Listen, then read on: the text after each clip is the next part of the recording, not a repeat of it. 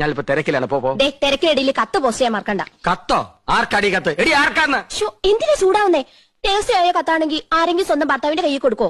അപ്പൊ നീ രഹസ്യമായി കത്ത് എഴുതാറുണ്ടല്ലേ? എഴുതിയിരുന്നു, കല്യാണത്തിന് മുൻപ്. അത് ശരി.